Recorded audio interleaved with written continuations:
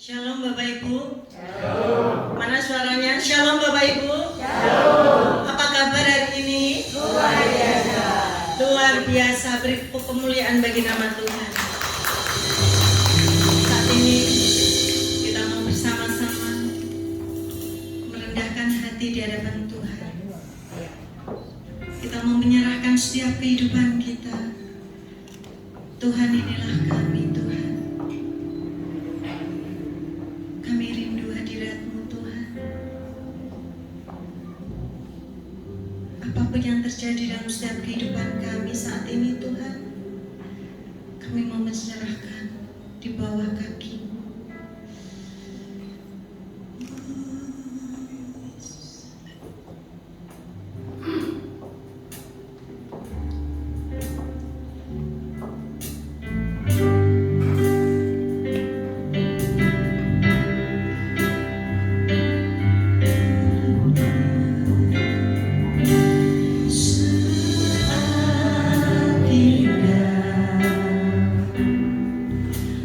Ku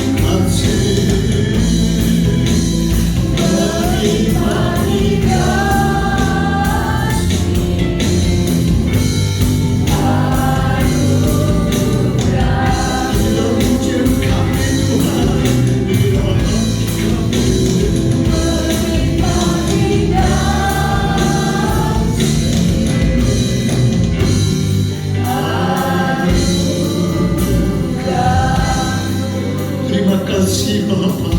Terima kasih untuk kehadiran-Mu di tengah-tengah kami. Terima kasih Engkau yang sudah menyapa kami, Engkau yang sudah memperhatikan setiap kami. Terima kasih Bapa, kami yakin, kami percaya pagi hari ini, oh Tuhan, Engkau yang di tengah-tengah kami, Engkau akan berbicara kepada kami, bahkan Engkau akan menyapa setiap kami. Terima kasih Bapa, terima kasih. Kami serahkan seluruh kehidupan kami. Biar Tuhan, kalau masih ada gangguan-gangguan, ada pikiran-pikiran, ada kesusahan dalam hati, ada persoalan dalam hidup ini Tuhan, saat ini kami mau meletakkan semua di dalam kaki-Mu Bapa. Biar tangan kuasa-Mu yang akan menolong kami, sehingga kami boleh, oh Tuhan, berjumpa dengan Tuhan. Kami boleh Tuhan melihat ada kemuliaan Tuhan dalam kehidupan ini. Terima kasih Bapa, kami serahkan pujian kami dan oh Tuhan, firman-Mu, sehingga kami boleh mendengar Engkau berbicara kepada kami. Kami akan memulai ibadah kami di dalam nama Tuhan Yesus Kristus. Semua yang bisa katakan amin. Silakan duduk Bapak Ibu. Apakah saat ini Bapak Ibu percaya bahwa Tuhan adalah kekuatan kita? Amin. Tuhan adalah kekuatan.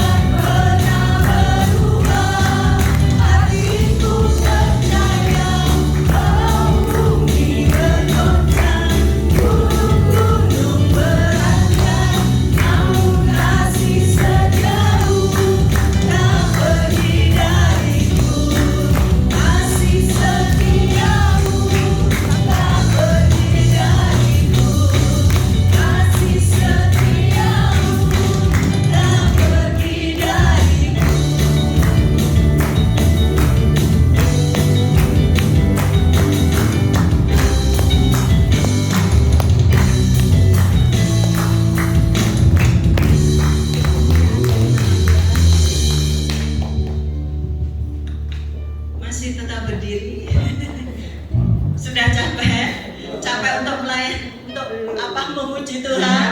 Belum ya, nggak apa-apa. Kalau ada yang mau Tuhan Yesus baik. Amin Bapak Ibu. Amin. Ya.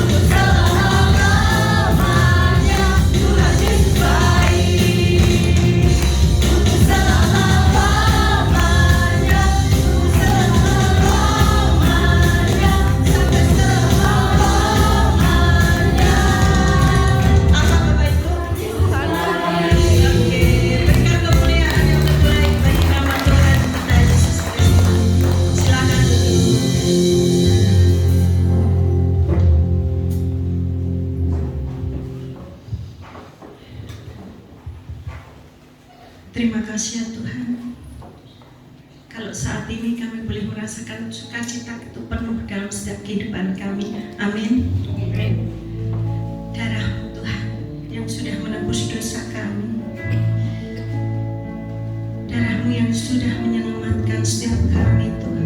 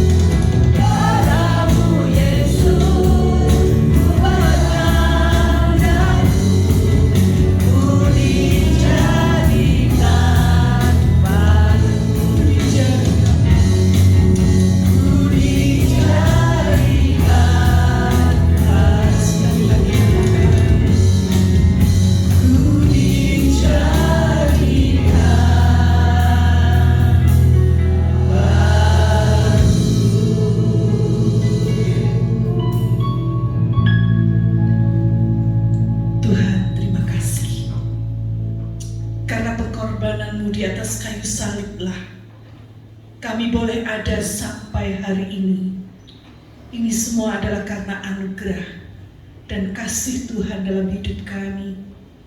Kasih-Mu tidak terbayarkan Tuhan. Itu sebabnya saat ini Tuhan, kami mau meneduhkan hati kami. Kami mau mendengar firman-Mu. Biarlah segala pujian yang sudah kami naikkan ke hadirat Tuhan boleh menyenangkan hati Bapa di surga.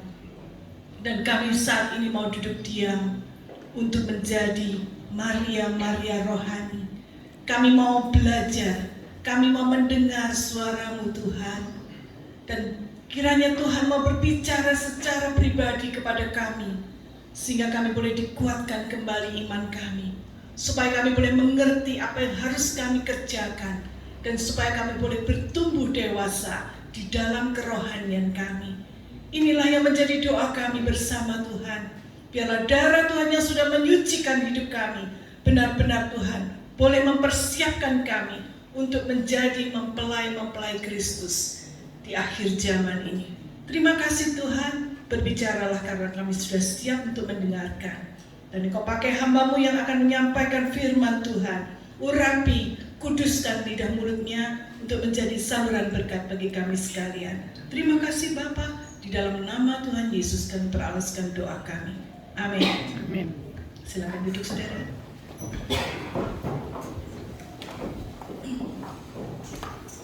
Shalom. Shalom. Di nama Tuhan. Saudara, hari ini kita mau belajar bagaimana kita sebagai orang Kristen, bagaimana kita dulu dan bagaimana kita sekarang. Ya. Ketika kita belum menjadi anak Tuhan, hidup kita adalah hidup yang lama. Tetapi setelah kita menjadi anak Tuhan, harus ada pembaharuan. Tidak boleh tidak. Itu adalah syarat mutlak. Itu sebabnya saat ini kita mau belajar di dalam satu perikop yang kita ambil dalam Lukas pasal yang ke-13 ayat 10 sampai 17. Saya memberikan judul Dulu dan Sekarang. Dulu terikat, sekarang bebas.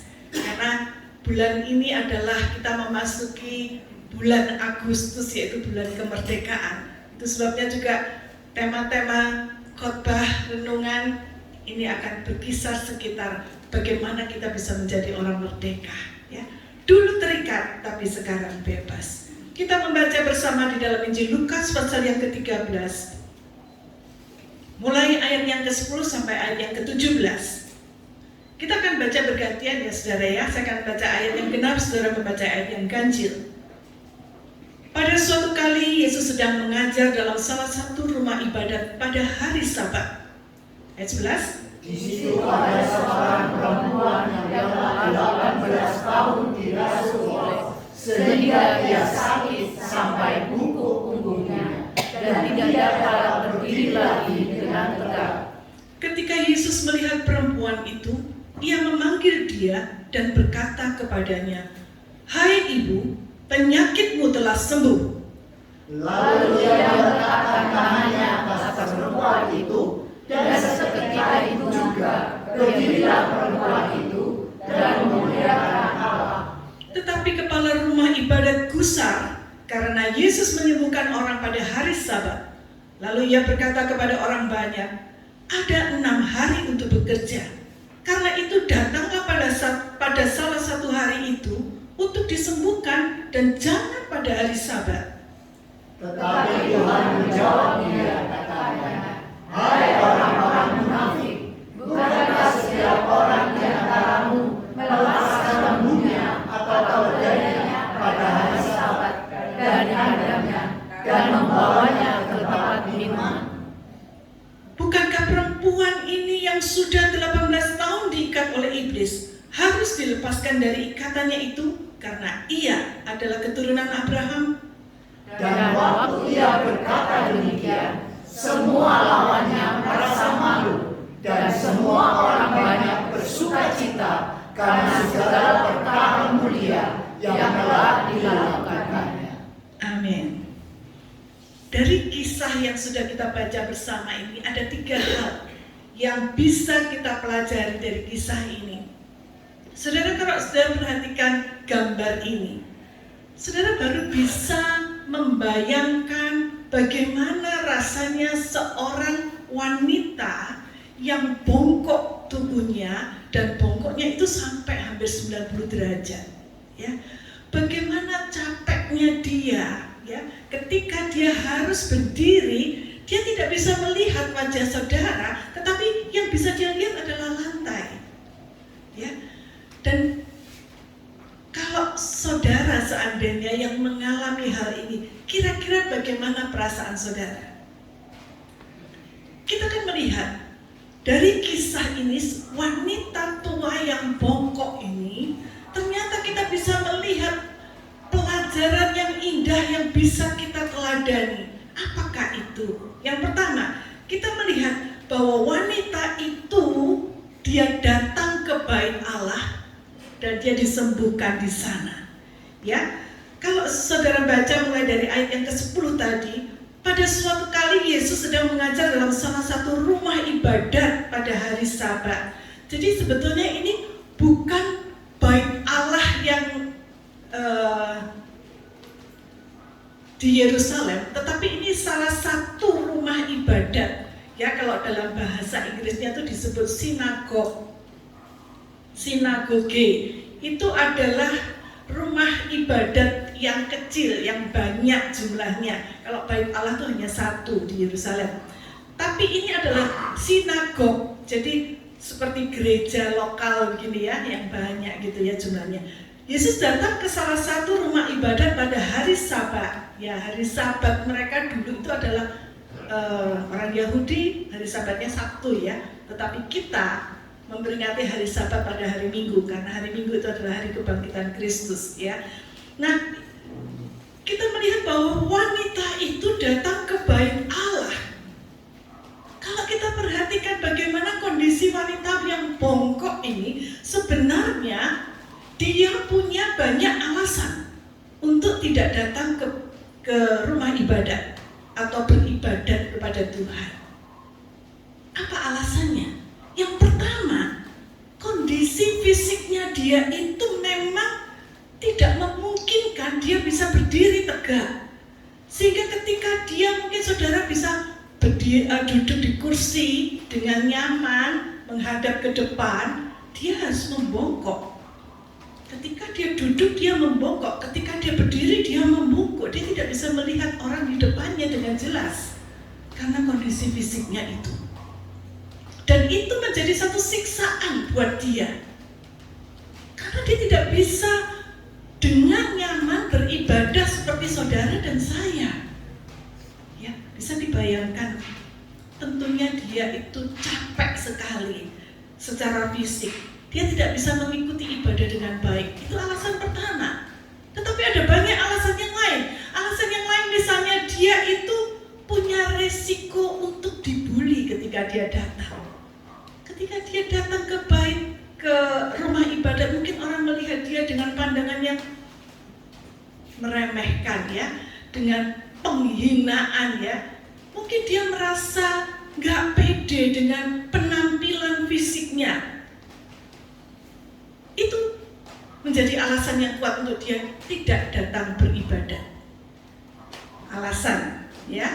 Tetapi dikatakan wanita ini dia ngotot, dia memantapkan hatinya untuk tetap pergi dan beribadah kepada Tuhan tanpa menghiraukan sakitnya, tanpa menghiraukan kondisi fisiknya, tanpa menghiraukan bagaimana nanti dia dipermalukan di sana. Saudara, ini adalah teladan yang baik buat kita. Buat kita yang selalu punya 1001 macam alasan untuk tidak datang beribadah kepada Tuhan. Saudara bisa punya banyak alasan untuk tidak datang. Yang sibuk lah, yang saya takut ini itu, aduh saya nggak bisa karena punya banyak kesibukan yang lain di luar. Maafkan, aduh saya nggak bisa karena saya sakit kepala, cekak-cekot, kakinya linu-linu, badannya cenut-cenut dan seterusnya ya. Saudara, seharusnya kita malu ya dengan perempuan tua yang sudah bongkok ini, yang fisiknya tidak sempurna ini. Tetapi banyak orang yang menyebut dirinya Kristen, tapi tidak punya kerinduan di dalam hatinya untuk datang beribadah kepada Tuhan. Dia harus dipaksa dulu, ayo datang. Kalau perlu dijewer telinganya, ya. Dia harus dipaksa atau memaksakan diri untuk bisa datang beribadah kepada Tuhan. Dan itu menjadi satu hal yang seperti beban yang berat bagi dia. Bahkan ketika dia datang beribadah pun dia tidak bisa berkonsentrasi penuh di dalam ibadah. Dia selalu berharap kapan ya doa berkatnya dimulai. Ketika sudah mulai doa berkat, dia cepat-cepat pasang kuda-kuda untuk segera lenyap tanpa jejak sebelum doa berakhir. Inilah kondisi orang-orang yang punya 1001 macam alasan untuk tidak beribadah kepada Tuhan. Itu sebabnya seorang uskup yang bernama Ryle, dia mengomentari dari kisah ini, dia mengatakan bagaimana perasaan kita pada hari-hari Minggu itu menandakan kondisi jiwa atau rohani kita sesungguhnya. Saudara datang dengan perasaan rindu atau saudara datang dengan perasaan berat, itu menunjukkan kondisi rohani atau kondisi jiwa saudara sebenarnya. Untuk orang-orang yang merasa berat untuk memberikan 1 hari dalam seminggu kepada Tuhan, pertanyaannya, pantaskah dia masuk surga? Karena di surga nanti setiap hari adalah waktu kita beribadah kepada Tuhan. Setiap hari adalah hari Sabat, di mana di situ kita akan beribadah selamanya kepada Tuhan sampai kekal. Saudara, pertanyaan berikutnya, kenapa sih perlunya kita beribadah kepada Tuhan? Kenapa sih kita perlu datang ke rumah Tuhan setiap hari Minggu? Jawabannya adalah karena di situ ada berkat menunggu orang-orang yang rindu berjumpa secara pribadi dengan Tuhan. Ada berkat yang sudah disediakan. Jadi kalau saudara nggak datang, ya berkatnya hilang. Yang rugi siapa? Bukan Tuhan. Tuhan pasti kecewa karena dia sudah menunggu untuk memberi, tetapi ternyata yang ditunggu nggak datang.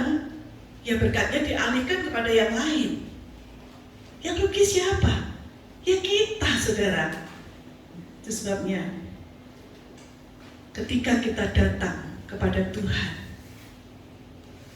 apakah kita datang dengan kerinduan, kesadaran, atau dengan berat hati, atau harus dipaksa dulu supaya kita bisa berjumpa dengan Tuhan? Wanita ini, dia datang ke bait Allah, dia datang ke rumah Tuhan, dan dia menerima berkat kesembuhan di sana. Ketika kita beribadah dan berjumpa dengan Tuhan secara pribadi, di situ ada berkat Tuhan yang dicurahkan.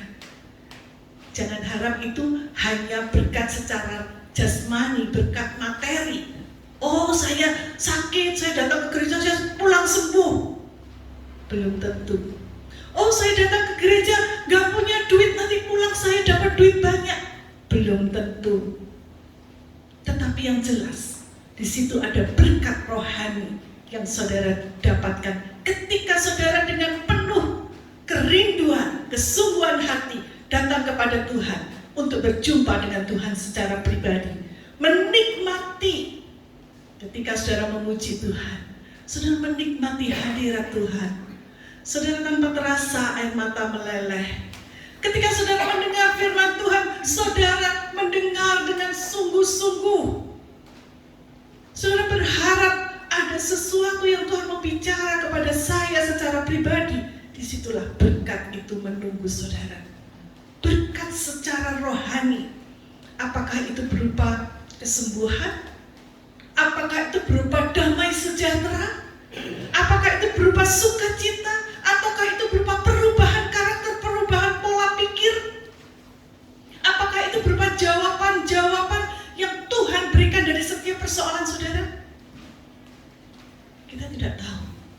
Tetapi Tuhan sudah sediakan itu buat orang-orang yang selalu merindukan untuk menjumpai Dia di dalam rumahnya. Tapi saudara,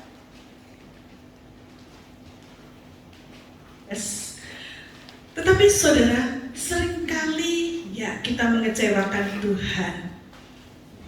Banyak orang yang punya alasan ketika dia tidak datang ke gereja ya. Saudara, ada banyak alasan ya. Apalagi pada waktu pandemi kemarin, ya alasannya kuat, nggak berani saya, ya takut saya. Padahal Tuhan itu menciptakan manusia itu sebagai makhluk sosial yang saling membutuhkan satu dengan yang lain. Ketika kita menjauhkan diri dari perkumpulan, komunitas anak-anak Tuhan, itu akan memicu bahaya lain yang lebih besar, saudara. Apa kira-kira bahayanya? Saudara akan terkucil. Saudara akan tidak punya teman, ya. Ketika saudara mengalami sakit, ketika saudara mengalami pergumulan, ketika saudara mengalami masalah, tidak ada satu orang yang tahu. Tidak ada yang mendoakan saudara, tidak ada yang mengulurkan tangan untuk membantu saudara, karena saudara sudah keluar dari komunitas. Itu sebabnya mari kita belajar dari wanita bongkok ini. Walaupun kondisi fisiknya tidak memungkinkan, tetapi hatinya mantap. Dia punya keteguhan hati untuk mencari Tuhan secara pribadi, dan usahanya membuahkan hasil. Dia bertemu dengan Tuhan Yesus secara pribadi dan dia disembuhkan. Luar biasa. Bagaimana dengan kita? Mari kita belajar teladan dari wanita ini yang penuh dengan kerendahan hati dan kesungguhan, mau datang mencari hadirat Tuhan, bukan dipaksa, bukan dengan berat hati. Jadi yang pertama, wanita ini datang kepada Tuhan, beribadat di bait Allah dan dia disembuhkan. Yang kedua, dulu ia terikat. Nah saudara, perhatikan bagaimana sulitnya. Ketika Yesus datang ke rumah ibadat itu dan dia melihat perempuan ini 18 tahun, dia bongkok. Karena dirasuk oleh roh jahat. Sehingga punggungnya itu tidak bisa tegak. Ini di ayat yang ke-11 saudara bisa baca. Dan Yesus tahu bahwa ini adalah pekerjaan kuasa gelap. Memang saudara, tidak semua penyakit itu karena kuasa gelap. Ada yang karena virus, ada yang karena bakteri, ada yang karena mungkin karena salah pola makan atau pola hidupnya tidak sehat. Jadi nggak semuanya itu karena kuasa gelap. Jadi itu sebabnya nggak semua penyakit itu bisa didoakan kemudian diusir dalam nama Yesus. Pilek sembuh, batuk sembuh, bisa. Memang kalau Tuhan mau, ya. Tetapi kita harus tahu penyebabnya, ya. Kita obati sesuai dengan penyebabnya itu apa. Jadi saya tidak anti dokter, saya juga tidak anti orang-orang yang merohanikan segala sesuatu. Pokoknya apapun juga diusir dalam nama Yesus, sembuh. Loh, lihat-lihat dulu. Kalau itu penyakit jiwa, karena itu karena stres, ya disembuhkan dulu. Penyebabnya apa? Jangan cuma diusir saja, nanti balik lagi. Ya, karena yang harus dirubah adalah mindset, pola pikirnya. Nah, itu sebabnya Tuhan tahu wanita ini bongkok karena pekerjaan kuasa setan. Itu sebabnya Tuhan Yesus segera mengambil tindakan.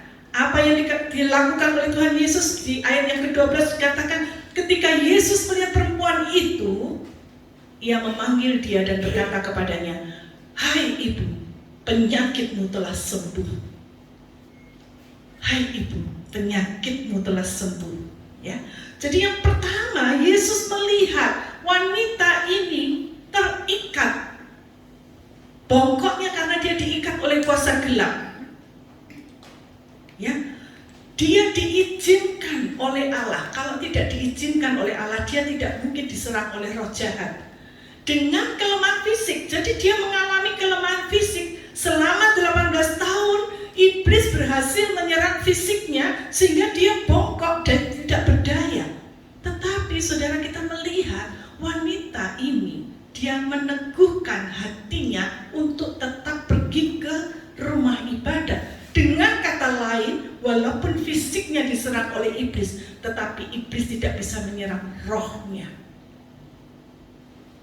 Rohnya tetap menyala, ingin bertemu dengan Tuhan Yesus. Dan itu sebabnya dia datang ke bait Allah, ke rumah Tuhan, ke rumah ibadat. Dan dia bertemu dengan Yesus di sana dan disembuhkan.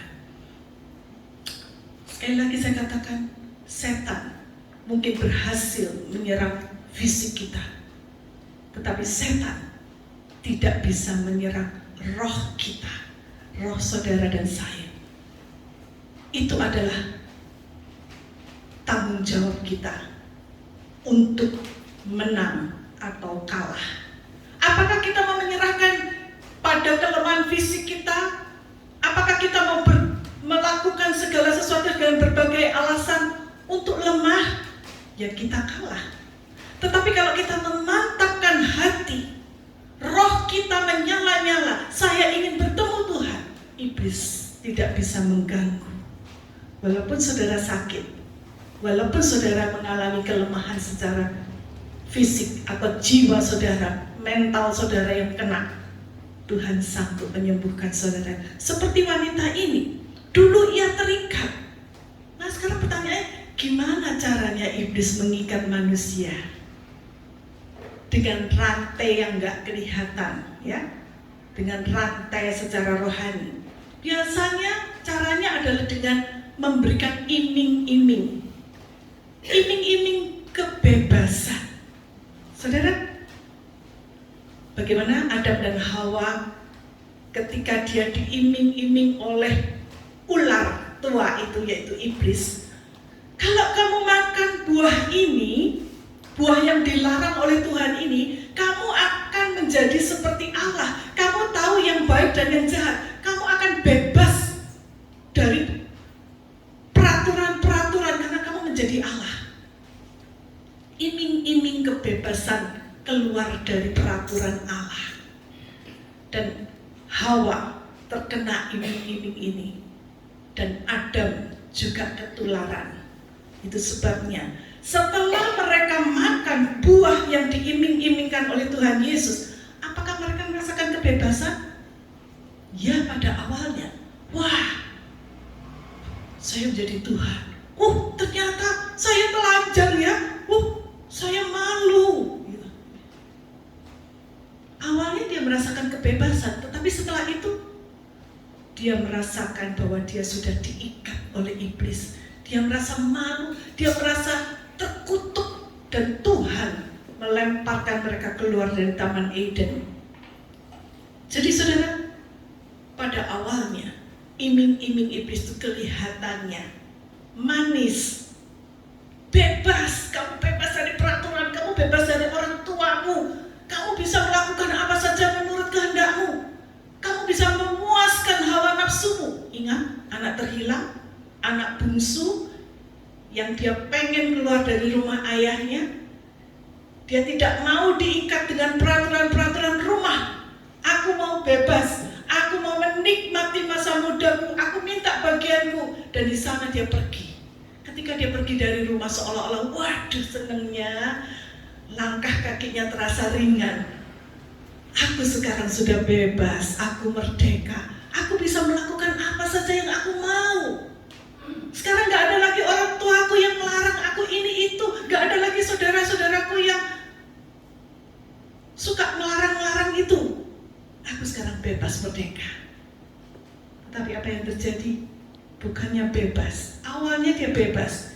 Dia bisa bersenang-senang di negeri orang, dia bisa berpesta pora, dia bisa berfoya-foya, melampiaskan hawa nafsunya. Tetapi setelah itu dia jatuh bangkrut, dia miskin. dan dia terikat. Dia tidak bisa lagi berbuat apa-apa, bahkan untuk makan saja nggak bisa. Sampai akhirnya dia kembali kepada bapaknya, ke rumah bapaknya. Nah saudara, dari sini kita bisa melihat bahwa seringkali kita juga mendapatkan godaan dari iblis.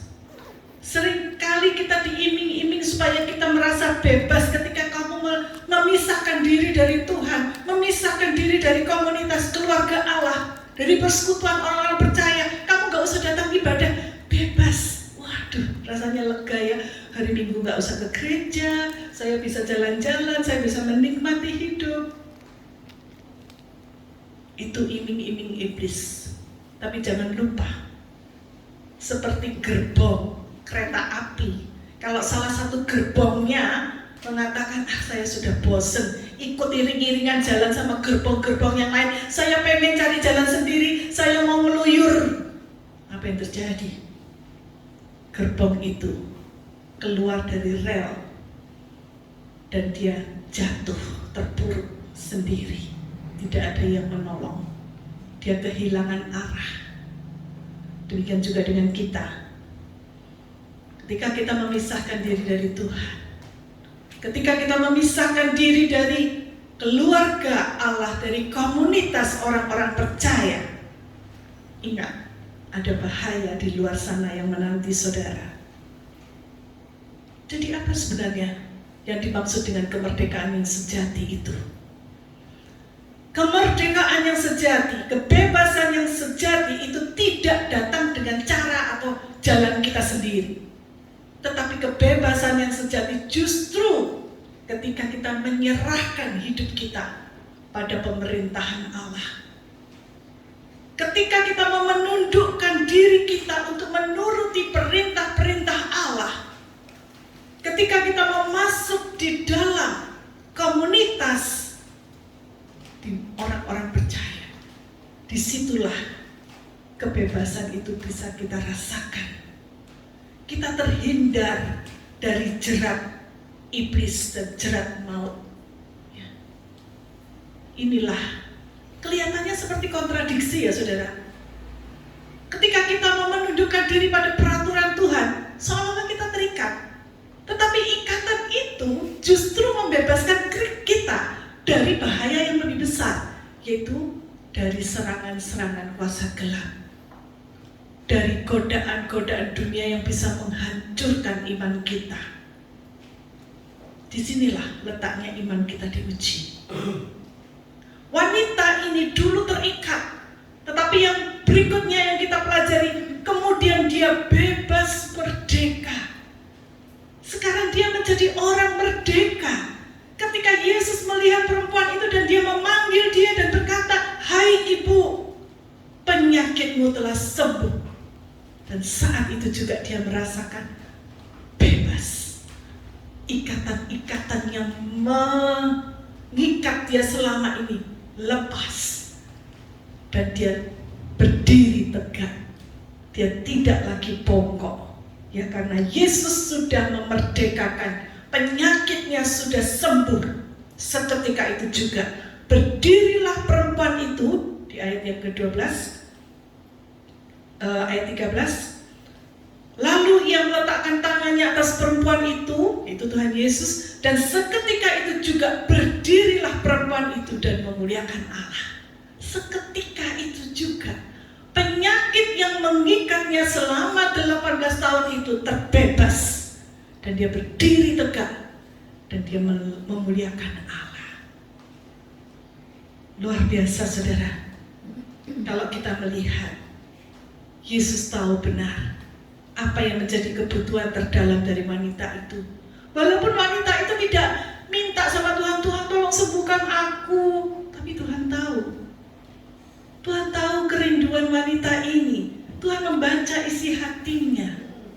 Dan itu sebabnya Tuhan datang dan menyembuhkan perempuan ini. Demikian juga dengan kita saudara. Tuhan tahu persis kok. Tuhan tahu persis kebutuhan saudara dan saya. Ketika kita mau datang beribadah kepada Tuhan dengan kesungguhan hati, bukan dengan berat hati, tapi keluar dari hati kita satu kerinduan yang mendalam untuk datang beribadah kepada Tuhan. Tuhan datang kepada kita. Tuhan letakkan tangannya di atas kepala saudara. Dan Tuhan menjawab setiap kebutuhan, kerinduan hati saudara. Dan Tuhan sembuhkan saudara. Amin. Walaupun ada risikonya loh saudara. Ada risikonya Tuhan Yesus melakukan itu. Apa risikonya? Coba kita baca ayat yang ke-14. Tetapi kepala rumah ibadah itu gusar. Gusar itu artinya marah besar. Karena Yesus menyembuhkan orang pada hari Sabat. Ya. Biasanya hari Sabat itu mereka punya aturan tidak boleh orang bekerja pada hari Sabat. Dikatakan, tetapi kepala rumah ibadah gusar karena Yesus menyembuhkan orang pada hari Sabat. Lalu ia berkata kepada orang banyak, ada 6 hari untuk bekerja. Karena itu datanglah pada salah satu hari itu, 6 hari itu, untuk disembuhkan. Dan jangan pada hari Sabat. Jadi sebetulnya mereka itu mau marah pada Yesus tapi takut. Jadi yang dimarahi siapa? Wanita itu. Kalau kamu minta disembuhkan jangan datang hari Sabat, datanglah hari biasa. Jadi kamu bisa disembuhkan, kamu tidak melanggar peraturan. Saudara, kita lihat di sini.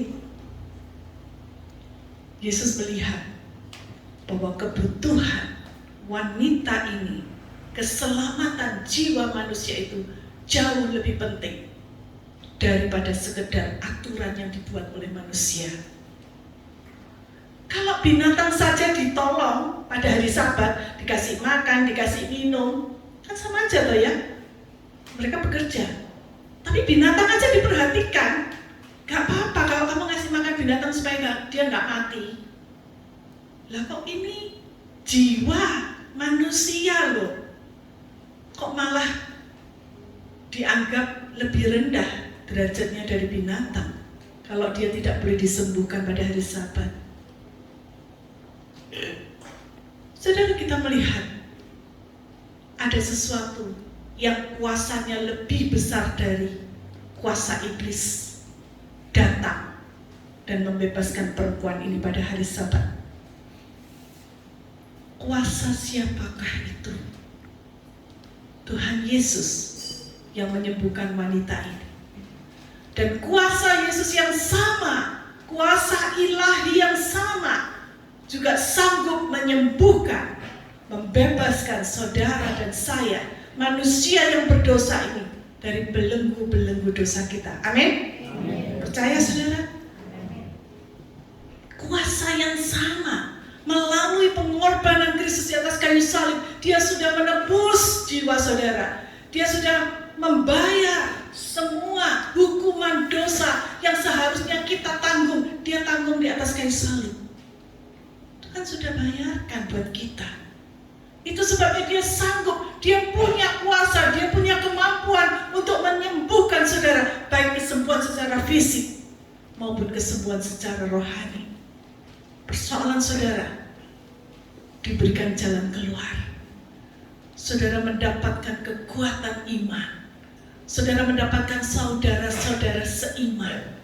Saudara mendapatkan damai sejahtera di dalam hidup saudara. Semua keinginan saudara yang berdosa itu lenyap ketika saudara mau datang kepada Tuhan. Saudara tidak lagi harus menjadi budak dosa. Saudara kenal lagu Amazing Grace? Ini lagu kebangsaan saya karena kebetulan namanya sama ya. Amazing Grace ini dikarang oleh seorang yang bernama John Newton. Ya, John Newton ini pada waktu dia masih muda, dia menginginkan kebebasan. Ya, dia hidupnya mulai tahun 1725 sampai 1807 ya.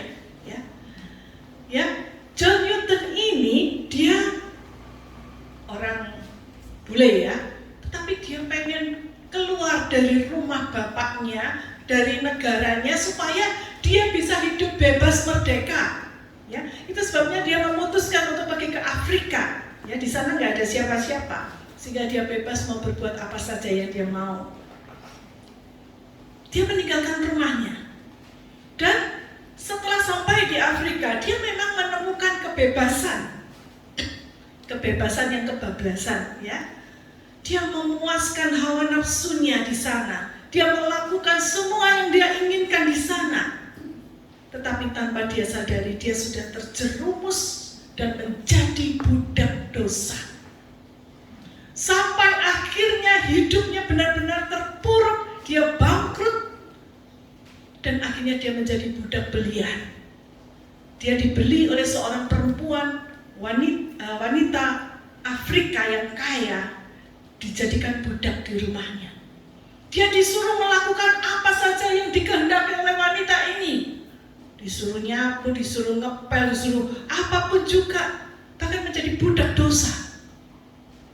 Dan untuk bisa makan, dia harus nunggu wanita ini melemparkan makanan dari piringnya kepada budak-budaknya, dan dia baru bisa makan.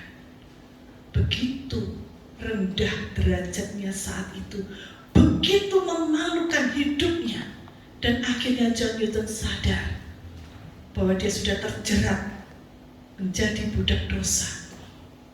Itu sebabnya dia akhirnya melarikan diri, dan Tuhan masih memberikan kemurahan kepada dia. Pada tanggal 10 Maret tahun 1748 dia berhasil menumpang kapal. Untuk kembali ke negaranya. Namun saudara, di dalam perjalanan itu tiba-tiba kapalnya terhempas oleh angin ribut yang luar biasa besarnya.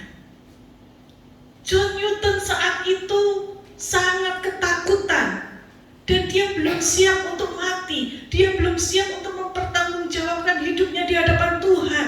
Dia membayangkan bagaimana hidupnya di masa lalu yang penuh dengan kekelaman itu, sangat memalukan itu. Kemudian John Newton dia mulai berdoa, dan dia berseru kepada Tuhan dengan sekuat tenaga, dengan sekuat suaranya, ya. Dia berseru kepada Tuhan, minta pertolongan Tuhan. Dan Tuhan bermurah hati. Tuhan dengan seruan doanya dan menyelamatkan John Newton dari amukan angin ribut itu. Tuhan menyelamatkan nyawanya, dan kemudian dia memberikan pengampunan atas dosa-dosanya. Itu sebabnya setelah dia kembali ke negaranya, dia menulis sebuah lagu, Amazing Grace. Amazing Grace, how sweet the sound. Sangat besar kasih karunia Allah itu. Betapa indahnya kasih karunia Allah itu, yang sudah menyelamatkan jiwaku, orang berdosa, a wretch. A wretch itu artinya orang yang durhaka, like me, seperti saya ini. I once was lost, saya dulu itu tersesat, but now I'm found. Tapi sekarang saya sudah ditemukan kembali. Was blind, dulu saya itu buta secara rohani, but now I see. Tapi sekarang saya bisa melihat. Ini adalah kemurahan Tuhan. Ini adalah anugerah yang dia terima dan dia alami dalam hidupnya sendiri. Kemudian dia tuangkan di dalam lagu Amazing Grace ini. Bahkan ada sebuah quote yang dia tulis. Dia mengatakan, I am not the man I ought to be. Saya bukanlah orang yang seharusnya saya itu menjadi. Saya itu bukan orang baik-baik. I'm not the man I wish to be. Saya juga bukan orang yang saya harapkan untuk menjadi seperti itu. And I am not the man I hope to be. Saya juga bukan orang yang saya harapkan menjadi seperti orang yang baik.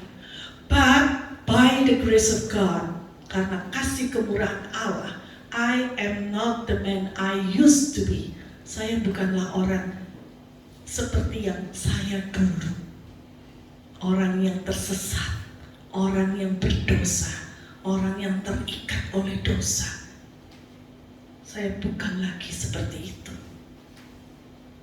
Saudara, inilah yang seharusnya juga menjadi seruan doa kita. Di seluruh langit dan bumi ini hanya ada satu orang yang sanggup membebaskan manusia. Sebejat apapun dia, sekelam apapun hidupnya dulu, dia adalah Yesus Kristus yang sudah mati buat saudara dan saya, tetapi dia bangkit kembali. Dia yang sanggup membebaskan saudara dari perbudakan dosa, dari belenggu-belenggu yang mengikat saudara. Itu sebabnya Yesus yang sama, dia menjanjikan kemerdekaan yang sesungguhnya, kemerdekaan yang sejati. Yohanes 8 ayat 36 mengatakan, jadi apabila anak itu, yaitu Tuhan Yesus, memerdekakan kamu, kamu pun benar-benar merdeka. Kalau yang memerdekakan kita itu Tuhan Yesus, kita itu benar-benar merdeka.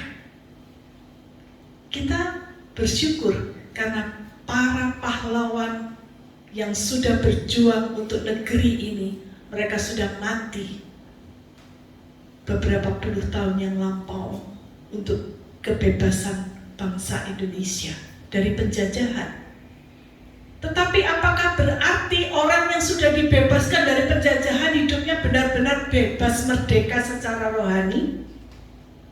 Tidak. Justru kadang-kadang kemerdekaan secara fisik, secara jasmani itu bisa menjerumuskan manusia di dalam perbudakan dosa. Tetapi bersyukur, jika anak itu yang memerdekakan kita, Tuhan Yesus, kita akan benar-benar merdeka. Merdeka! Merdeka! Ayo, merdeka! Merdeka! Itu sebabnya mari saudara, saat ini kita mau datang kepada Tuhan. Di hadapan kita tersedia perjamuan kudus, lambang tubuh dan darah Yesus yang dicurahkan di atas kayu salib untuk menebus kita dari cengkeraman iblis, dari kuasa-kuasa dosa. Maukah saudara menyerahkan semua beban dan belenggu dosa yang mengikat saudara selama ini di bawah kaki salib itu? Maukah saudara saat ini mengakui di hadapan Tuhan, mohon pengampunannya, supaya saudara dibebaskan dari semua belenggu-belenggu yang mengikat saudara selama ini? Mari kita tundukkan kepala sementara musik dan singer akan menyanyikan lagu Amazing Grace. How sweet the sound. Marilah setiap kita sungguh-sungguh datang ke hadapan hadirat Tuhan, menyerahkan hidup kita ke dalam tangan Tuhan.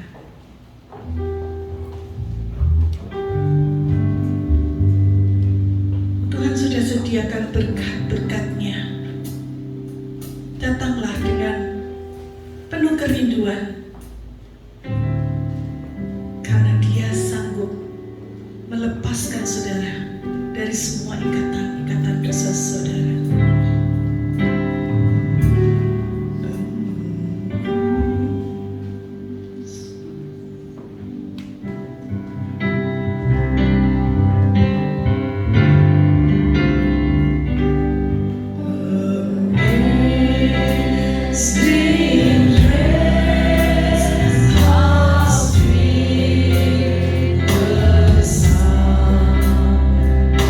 Saved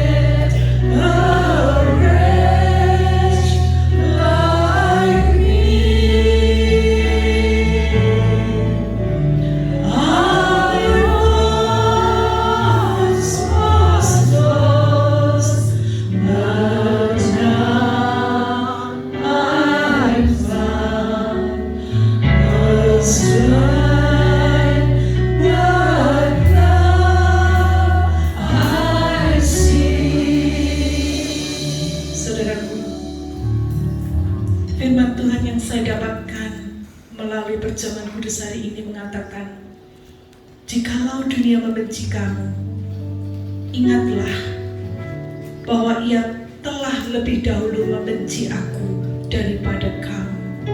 Yohanes 15 ayat 18. Inilah dunia di mana kita hidup saat ini. Mungkin dunia akan membenci saudara dan saya karena kita adalah pengikut-pengikut Kristus. Tetapi ketahuilah, dunia telah membenci Yesus dan menyalibkan Dia terlebih dahulu. Itu sebabnya kita tidak perlu takut. Menjadi pengikut Kristus mengandung resiko. Tetapi ketika kita mau dengan sadar,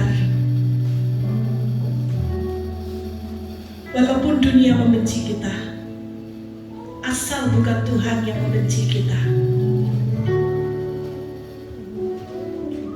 hidup kita aman di dalam tangan Tuhan. Kita akan mendapatkan sukacita kelak bersama dengan Dia untuk selama-lamanya. Mari saya mengundang kita untuk bangkit berdiri.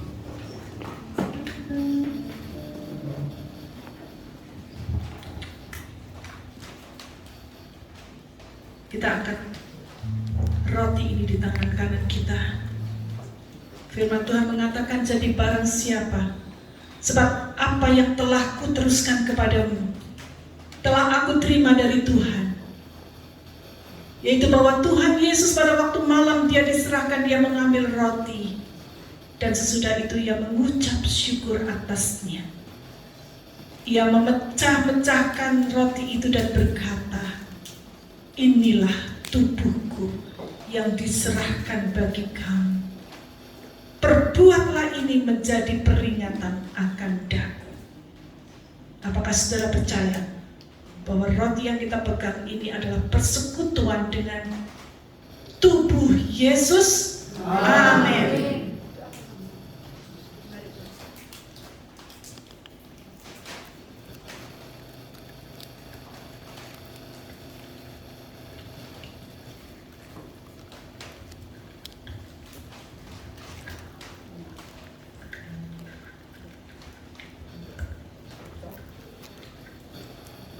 Demikian juga, Ia mengambil cawan sesudah makan lalu berkata, cawan ini adalah perjanjian baru yang dimeteraikan oleh darahku. Perbuatlah ini setiap kali kamu meminumnya menjadi peringatan akan daku. Sebab setiap kali kamu makan roti dan minum cawan ini, kamu memberitakan kematian Tuhan sampai Ia datang. Apakah saudara yakin bahwa cawan yang kita pegang ini adalah persekutuan dengan darah Yesus? Amin. Mari kita minum bersama.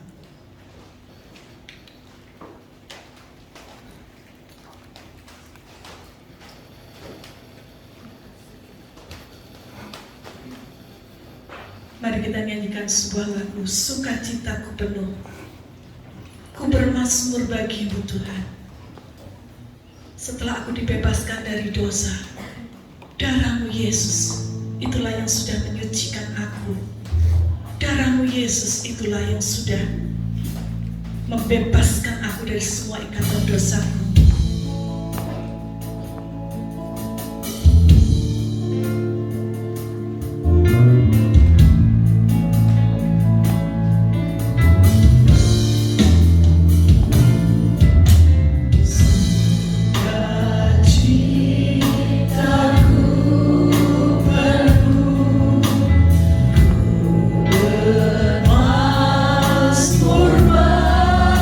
Bagimu, karena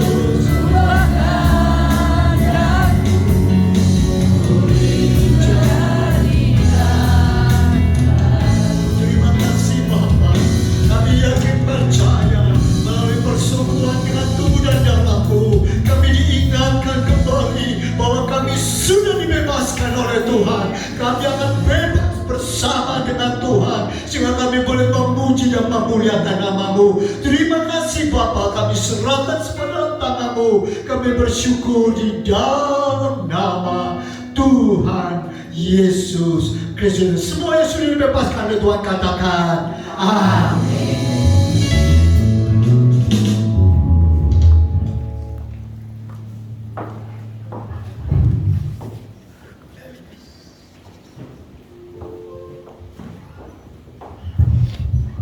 Bapak Ibu yang terkasih,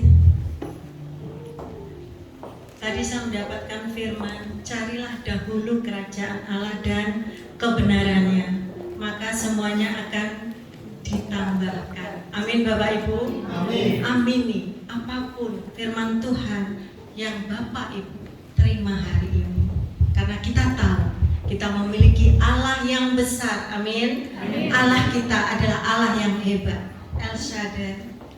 Kita akan berikan persembahan untuk Tuhan.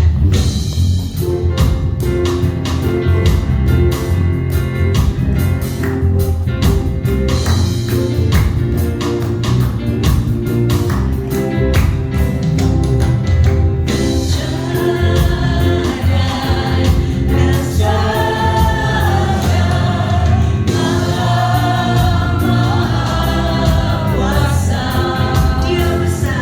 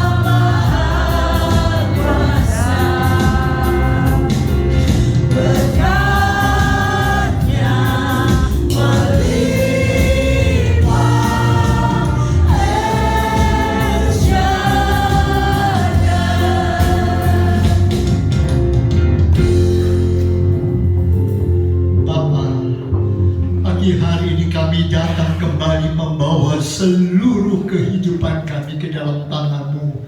Kami tahu Bapa, kami sudah dibebaskan oleh Tuhan.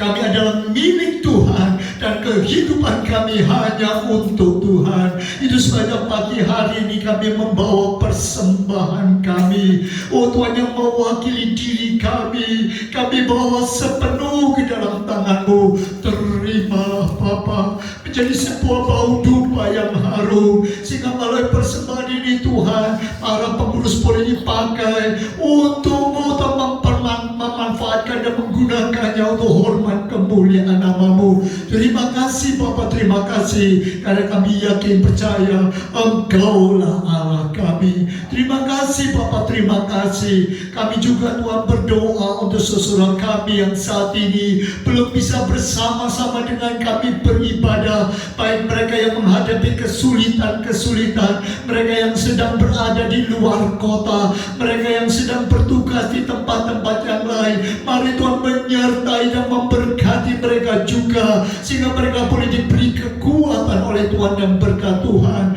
Kami juga teringat saudara kami yang saat ini sedang sakit. Tuhan jamah kehidupan mereka, baik untuk Ibu Susi, untuk Ibu Liu. Kami menyerahkan mereka semua dalam tangan-Mu. Biarlah Engkau yang menjamah dan memberikan kesembuhan. Kami bersyukur Tuhan Bapak Haryanto sudah lebih baik, dan kami yakin Engkau akan menyempurnakannya. Terima kasih Bapak, terima kasih. Kami juga berdoa untuk saudara kami semua Tuhan dalam pergumulan, baik dalam rumah tangga, dalam pekerjaan, dalam studi, dalam Tuhan rumah tangganya. Kami serahkan semua dalam tangan-Mu, karena kami tahu Engkaulah Allah yang membebaskan kami. Engkau yang akan memberikan kekuatan kepada kami. Terima kasih Bapa, terima kasih. Kami mau menyerahkan semua dalam tangan-Mu, dan kalau sebentar kami akan pulang ke rumah kami masing-masing, bila anugerah berkat dan sejahtera daripada Tuhan menyertai kehidupan kami. Saudaraku sekalian, mari arahkanlah hatimu dan tanganmu kepadanya untuk pulang terima berkat daripada Allah, kasih karunia daripada Allah Bapa, kecintaan daripada Tuhan Yesus, dan penyertaan Roh Kudus menyertai kehidupanmu. Pulanglah sekarang, terimalah berkat Allah di dalam nama Tuhan Yesus Kristus. Dan semua yang diberkati Allah katakan amin.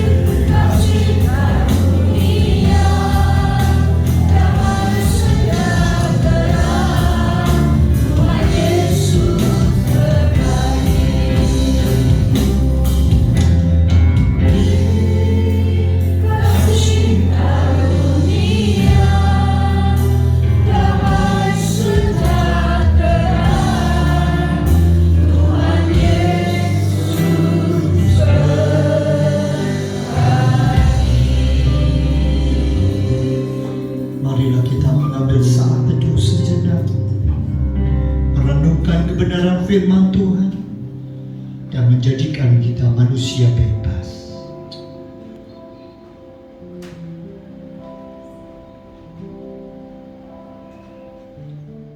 Saat teduh selesai.